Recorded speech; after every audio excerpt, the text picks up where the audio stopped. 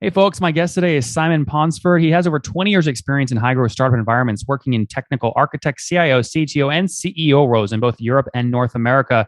He spent time in academia working as senior scientist in distributed computing and also has over 20 years cloud computing experience related patents to his name, now building YellowDog.co, which accelerates applications in the cloud. Simon, you ready to take us to the top? Absolutely. All right. What's that mean? Accelerate applications in the cloud? Really, it goes back to concepts really of distributed computing, about being able to take an application that runs on more than one core and being able to distribute that across many cores, generally in the cloud. And for us, it means almost unlimited scaling, taking people to hundreds of thousands or millions of cores to get their workloads or their applications jobs completed very quickly. Mm-hmm. And so do you sell based off number of cores you're helping manage, or what's the sales model? The sales model is all about licensing. So it's all about number of core hours that people use that we effectively manage for them. Okay. And is that the only upsell, or do you upsell product enhancements, number of seats, anything else? No, we try and keep it really simple. So if you know what sort of scale you want to run to, you know exactly how much it's going to cost. This makes a ton of sense. So what are companies paying on average per month to use the technology? It really depends. You get some small companies that are just maybe paying $1,000 running some relatively small jobs, whereas you get others are paying tens of thousands of dollars to be able to scale to tens of thousands of cores and keep those jobs running 24/7. And so would you say maybe a sweet spot for you might be someone paying $10,000 a month? I would say probably the sweet spot for us. It's almost like two different markets. There's a sweet spot in the sort of in the small and mid market, which is generally around about $5,000, and then at Per the month. upper end, and at the upper end, it's probably closer to 50,000. Interesting. Okay. But you sort of skipped the middle. You see either people are lower or higher, but very few in the middle.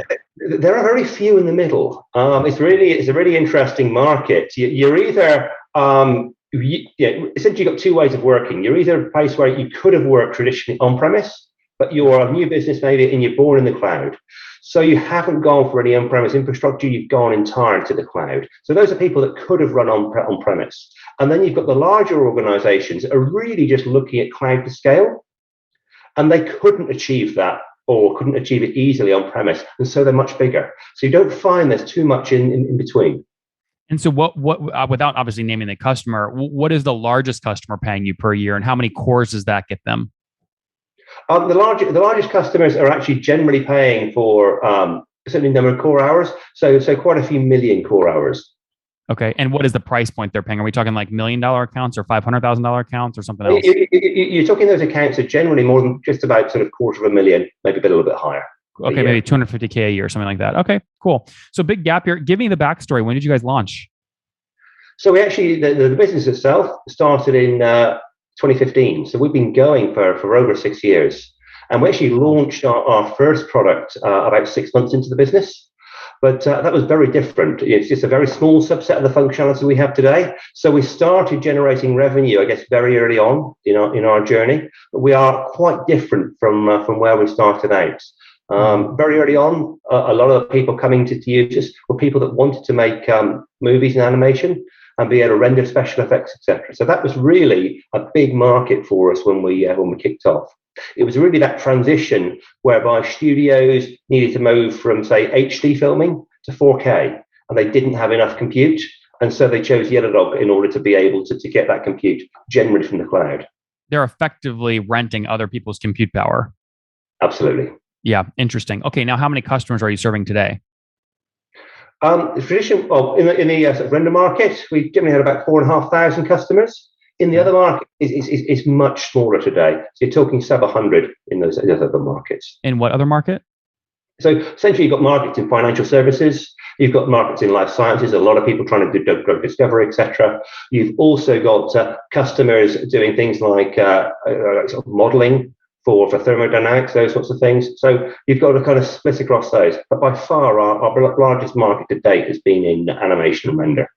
Okay, and so 4,500 customers, those are all paying customers, right?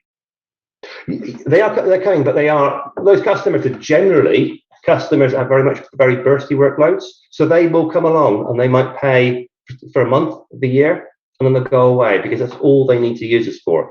Those customers aren't general subscription ones. It's generally the other markets outside of render where people want to come along and just go for a longer subscription. So life sciences, etc., will just be generally set steady through the entire year, as will for things like financial services. So how many are actually paying consistently every month? Well, what's that market? That market's only about 30 customers today. 30 customers. Okay, cool. So you use the one-time revenues from 4,500, mainly coming from animation studios and rendering studios, to sort of power your R&D to build a core product that 30 people pay for every month, really predictably. Yep. Okay, and can I take 30 times that $5,000 a month minimum price point? You're doing over $150,000 a month right now in revenue? Yes, you can. Okay, fair enough. And bootstrapped, or did you guys raise? No, we raised. We raised early on. We started a crowdfunding. What funding? Crowdfunding. Oh, crowdfunding. How much did you raise? So we raised £150,000 initially, and then we went back out and did another raise through that. And then we also went through angel funding, and we've also been through VC funding as well.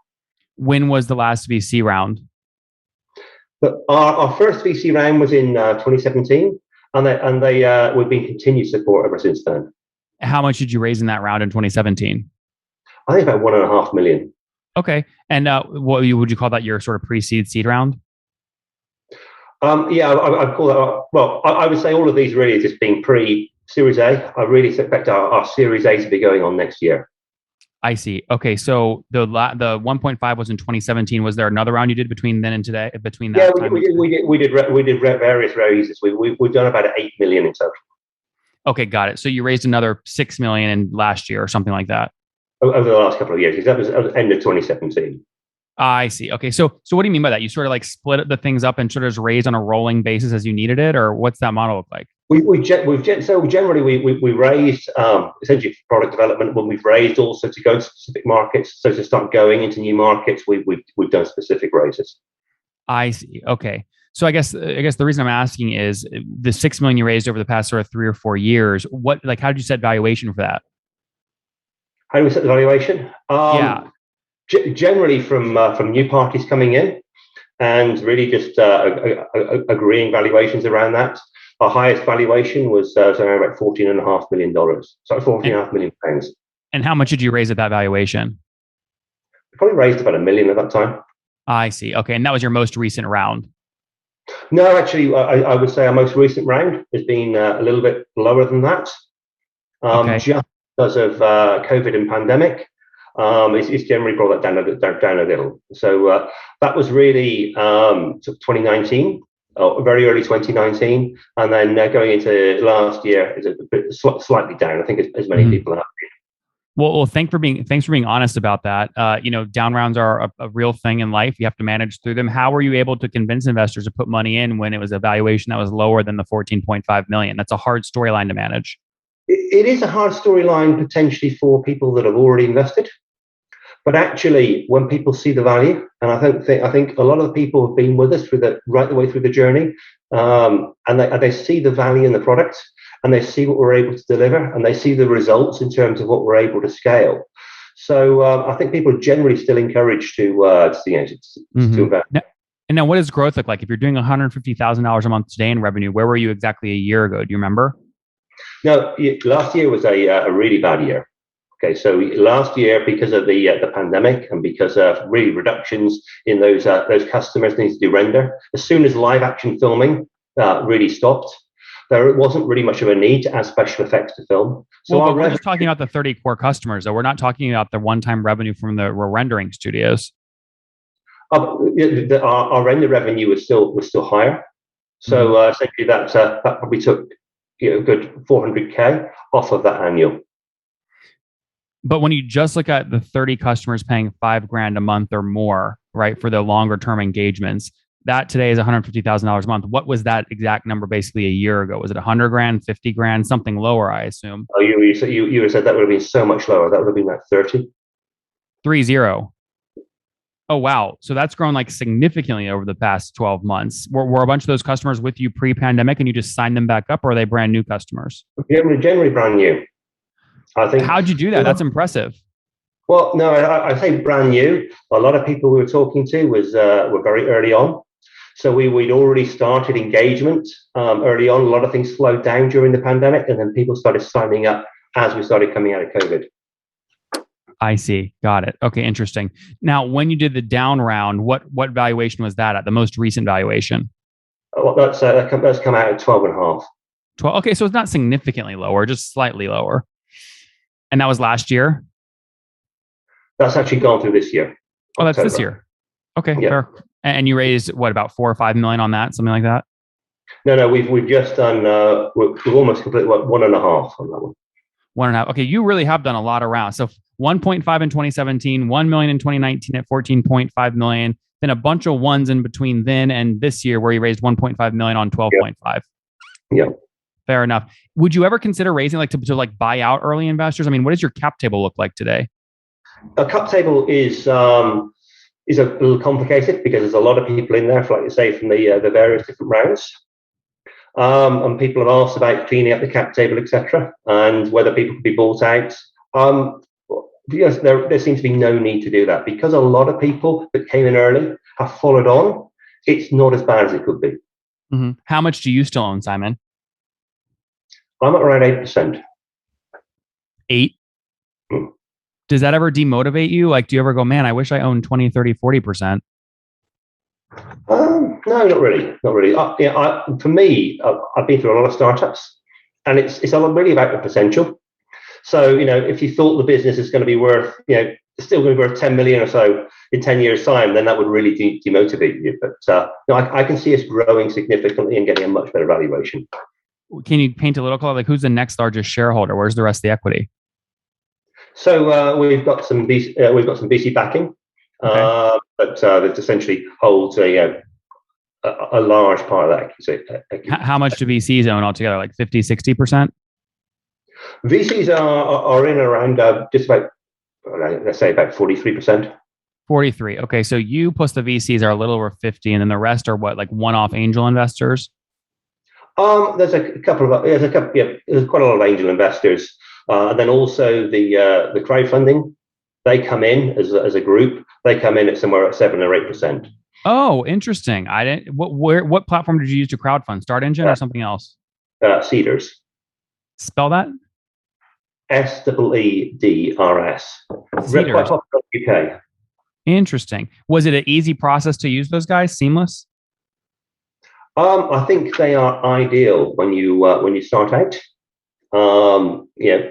Essentially, all you do is you create a video, a bit like a Kickstarter. They're really good on the due diligence, making sure you've got the idea, all your credentials, everything you've done before. They publish everything online, and you just wait and for things to come in. You get lots and lots of questions, so there's a lot of interaction with shareholders early on. But then, it's relatively straightforward. And what does the team look like today? How many folks full time? So the team is 12 people. 12. I imagine engineering heavy. How many engineers? So engineering is 7 people. 7. Okay. Do you have quota carrying sales reps? We haven't. No, we're only just engaging sales, and I say that full capacity. Yeah. Interesting. What about net dollar retention? Do you measure stuff like that currently? Retention. I wouldn't be able to tell you straight off the top of my head what that would be. That's okay. Very cool. What's next up product-wise, Simon? Before we wrap up, what are you excited about building and releasing? So we're continuing to build our platform. We'll continue to bring a lot of intelligence into the way that we use cloud resources, and a lot of intelligence in terms of being able to select very cost-effective, say, spot instances or solutions in the cloud. We have something called an index, which gives us a view of the costs across all the different cloud providers, and really making a lot more use of that to the benefit of our customers is really what we're going to be concentrating on for the next few months. Very cool. We're rooting for you. Let's wrap up here with the famous 5. Number 1, favorite book? Journey to the Center of the Earth. Say that one more time. Journey to the Center of the Earth. Number 2, is there a CEO you're following or studying? No, I'm not. Number 3, what's your favorite online tool for building the business? Favorite what tool? For any tool, your favorite tool for building YellowDog. A favorite tool? I think it's really been Xero. It's Billy, to be honest. Just in terms of being able to understand subscription revenues and understand how to build it up. Yep. Number 4, how many hours of sleep do you get every night? Between 4 and 5. Okay. And situation, married, single, kids? Kids, married. Married. How many kiddos? 1. 1 kid. Okay. How old are you, Simon? I'm 48. Last question. What's something you wish you knew when you were 20? I wish I'd been a bit more ambitious at 20.